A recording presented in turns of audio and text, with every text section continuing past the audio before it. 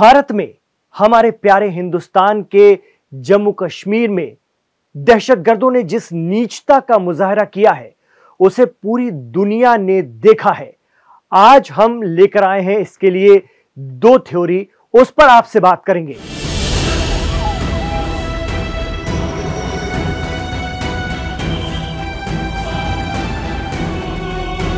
इस बार पहलगाम में दहशतगर्दों ने जिस तरह नाम और मजहब पूछकर अपने अहले खाना के साथ घूमने आए मासूम लोगों के साथ कत्ल गारत अंजाम दी है, उसने एक बार फिर उस कैंसर को दुनिया के सामने उघाड़ कर रख दिया है जो खालिस तौर पर मजहब के नाम पर पूरी दुनिया के लिए अजाब बन गया है। इस पर बात करना अब जरूरी है क्योंकि आतंकवादियों की इस हरकत से पूरा भारतवर्ष ही नहीं, दुनिया भर के अमन पसंद इंसान शोक और गम में डूब गए हैं। अब वक्त आ गया है कि बिना किसी इफ बट के सारी दुनिया इस कैंसर का इलाज ढूंढे। इन्हें तैयार करने वालों, इन्हें फंड करने वालों और इन्हें इस्तेमाल करने वालों के चेहरे से नकाब नोच दें।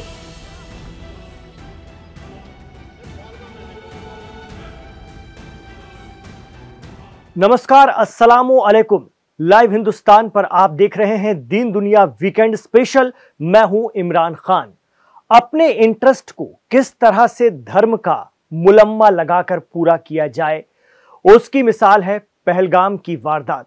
और कश्मीर में यह दहशतगर्दी इसी तरह से बहुत लंबे वक्त से फली फूली है और मजहब का इस्तेमाल करके किस तरह से कत्ल गारत कराने की कोशिश की गई है, साजिश रची गई है, इसके बारे में अहम दलील दे रहे हैं साबिक विंग कमांडर और डिफेंस एक्सपर्ट प्रफुल्ल बख्शी। पहले आप उन्हें सुनिए।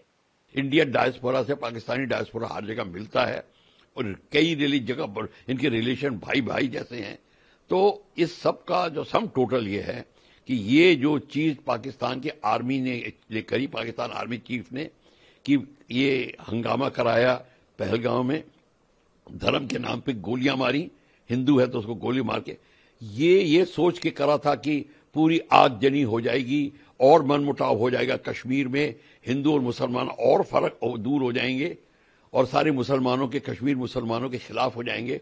ये बात नहीं रही। उनको ये नहीं पता कि भारत में जो कश्मीरी मुसलमान हैं वो majority of them are even more loyal than us, हमारे से भी ज्यादा लॉयल है इंडिया के लिए। हम उनके ऊपर उंगली नहीं उठा सकते। जो बैड एलिमेंट है वो तो है, वो तो पाकिस्तान सपोर्टेड है, वो तो उसको निकाला जा सकता है। आर्मी चीफ को ये पता नहीं था, पता भी था, उसने मिसकैलकुलेट किया और ये उसको बहुत भारी पड़ेगा। अब तो देखा आपने, पाकिस्तान ने किस तरह से मजहब के नाम पर एक बड़ी फिरका वाराना साजिश रचने की कोशिश की थी। और अब हम बात करते हैं दूसरी थ्योरी की। ये तो पहली थ्योरी हो गई जो अभी आपने प्रफुल्ल बख्शी साहब से सुना। दूसरी थ्योरी पर जब हम बात करें तो हो सकता है आप कहें कि मजहब को क्यों बीच में ला रहे हैं, लेकिन यहां मजहब को बीच में लाना इसलिए जरूरी है क्योंकि पाकिस्तान तो खुलकर कहता है कि वो मजहब के नाम पर ही इन दहशतगर्दों को सपोर्ट करता है, इनको हिमायत देता है।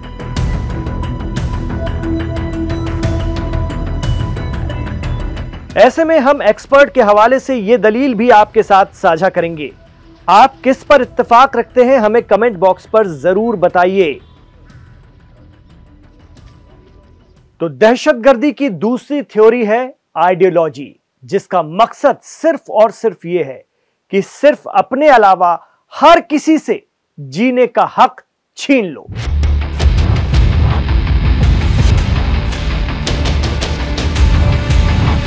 जो इनकी सोच, इनके तरीकाकार, इनकी आइडियोलॉजी से मैच नहीं खाता उसे मार दो।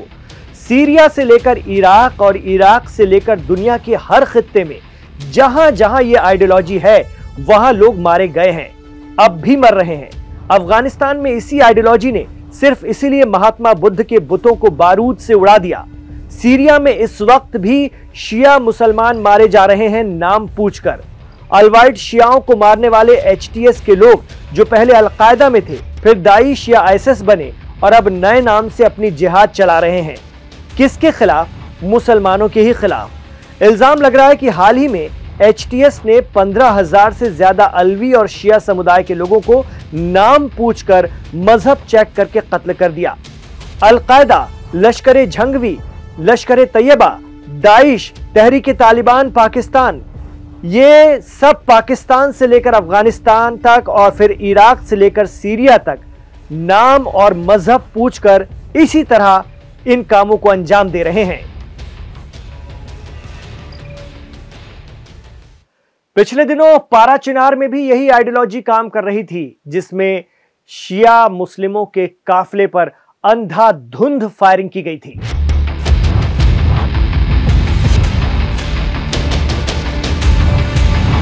फिर क्या खवातीन और क्या बच्चे, वही भारत के कश्मीर में भी इन्होंने किया। इराक में हिजबुल्लाह जैसी तंजीमों ने 6 साल तक किससे जंग लड़ी? उसी आइडियोलॉजी से जिसे ये जिहाद के नाम पर पूरी दुनिया में चला रहे हैं। फिर चाहे करबला पर हमला करने की कोशिश हो या कश्मीर की दहशतगर्दी, इनकी हरकतें आपको एक जैसी मिलेंगी। सीरिया में मजारों को तबाह करने वाले आतंकवादी कौन हैं और किस विचारधारा के, ये बताने की जरूरत नहीं।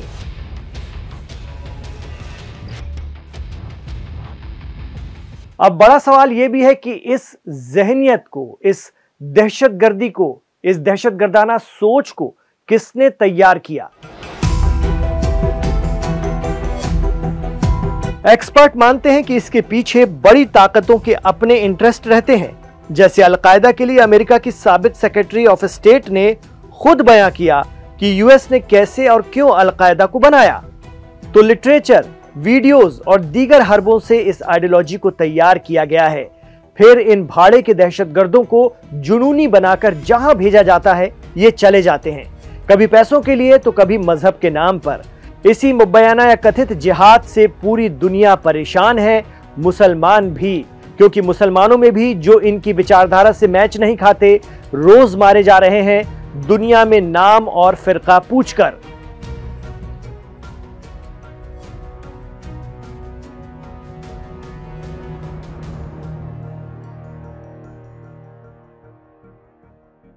तो हिंदुस्तान के कश्मीर में दहशतगर्दी के लिए तमाम तरह के फंड, ट्रेनिंग, जिहादी लिटरेचर और तमाम तरह की वो चीजें जो दहशतगर्दाना काम में इस्तेमाल की जाती हैं, देने वाले कौन हैं, ये अब किसी से भी छिपा नहीं है।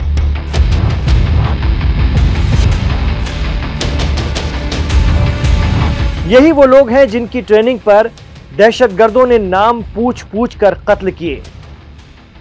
यही वजह है कि हुकूमत हिंद ने उस मुल्क से अपने तमाम ताल्लुकात मुनक़ता कर लिए हैं जो बड़ी बारीकी से इस काम को अंजाम देने में माहिर है। हो सकता है आगे आने वाले दिनों में दहशतगर्दी के नासूर के खात्मे की फैसला कुन जंग भी देखने को मिले।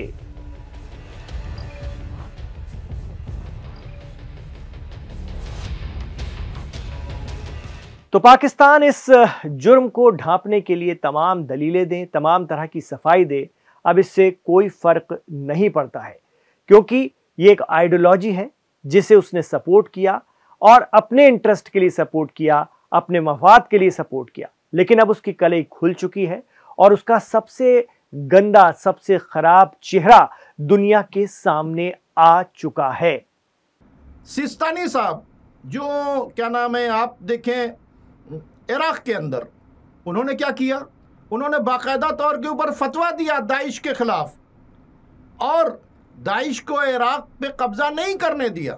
तो हमको ये भी देखना है कि कौन लोग टेररिज्म से लड़ रहे हैं, कौन लोग टेररिज्म के खिलाफ हैं, हमें उनको अपने साथ में जोड़ना है। कौन लोग हैं जो टेररिज्म को प्रमोट करते हैं, उनकी फंडिंग करते हैं, उनको हथियार देते हैं, उनको ट्रेनिंग देते हैं, उनको अपना टूल बनाकर इस्तेमाल कर रहे हैं, उनको एक्सपोज करना है। अगर वाकई टेररिज्म को ख़त्म करना है, टेररिज्म के ख़िलाफ़ मूवमेंट चलाना है, तो हमको ये करना पड़ेगा। कश्मीर में इतना बड़ा वाक़या हुआ है पहलगाम में, अब हमको हिंदुस्तान से इनिशिएटिव लेना है। हमें उनकी जड़ें खोदना चाहिए कि कौन लोग हैं, किस मेंटलिटी के हैं, किसने इनको तैयार किया। अगर हिलरी क्लिंटन इस बात को एक्सेप्ट करती हैं 2010 में कि उन्होंने क्रिएट किया अलकायदा, तो क्यों क्रिएट किया? अपने फ़ायदे के लिए। किसके ज़रिए क्रिएट किया, कहाँ ट्रेनिंग दिया, कौन लोग थे उनके साथ में? तो ये सारी बातें समझनी होगी और वक्त आ गया है कि टेररिज्म के खिलाफ एक बड़ी जंग जो है लड़ी जाए और इस आइडियोलॉजी को एक्सपोज किया जाए पूरी तरीके से। और इनको ही नहीं, ये जो नफरत फैला रहे हैं, याद रखिए कि नफरत जो है ये बहुत बड़ा फ्यूल का काम करती है आतंकवाद के लिए। एक्सपर्ट मानते हैं कि दहशतगर्दी या आतंकवाद कोई एक मजहबी मामला नहीं है, बल्कि ये एक पॉलिटिकल टूल है।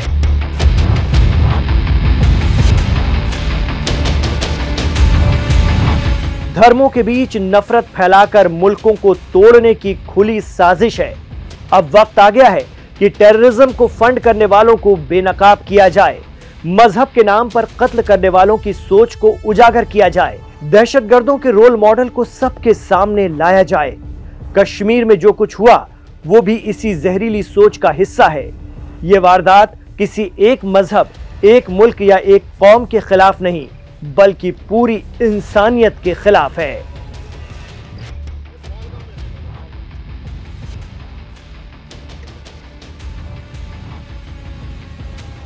हमने पिछली बार भी फतवा जारी किया था, आज फिर हम इमाम हाउस से एक फतवा जारी करके ऐलान कर रहे हैं, कोई भी आतंकवादी इस भारत के अंदर मारा जाएगा तो उसकी जनाजे की नमाज कोई भी काजी या इमाम नहीं पढ़ाएगा और उसकी कब्र के लिए जगह भारत के अंदर उसको कब्र में दफनाने की जगह भी नहीं दी जाएगी, क्योंकि शैतानों की जगह ये भारत नहीं है। तो हम सब मिलकर आज इस आतंकवाद के खिलाफ खड़े हो गए हैं, सभी धर्म के लोग इकट्ठे हो गए हैं। तो आज पूरा देश गमगीन है, दुखी है, ये हमारा परिवार है। हम सबको एक होकर आतंकवाद के खिलाफ इस मुहिम में खड़ा होना होगा। तो ये थी हमारी दो थ्योरी। आप इससे कितना इत्तेफाक रखते हैं हमें कमेंट बॉक्स पर जरूर बताइएगा। और आपके हर किस्म के जो इस मामले में राय, मशवरे या तासुरात हैं उनका स्वागत रहेगा, इस्तकबाल रहेगा। हम चाहते हैं कि आपके ख्यालात भी सबके सामने आते रहें। कमेंट बॉक्स पर आप जरूर बताइए। दिन दुनिया में आप इमरान खान के साथ आखिर तक कनेक्ट रहे, इसके लिए आपका बहुत बहुत शुक्रिया। आपसे ये भी गुजारिश रहेगी कि हमारे इस वीडियो को अगर आपको पसंद आया है तो लाइक जरूर कीजिए और ज्यादा से ज्यादा इसे आगे बढ़ाइए अपने दोस्तों और रिश्तेदारों के जरिए।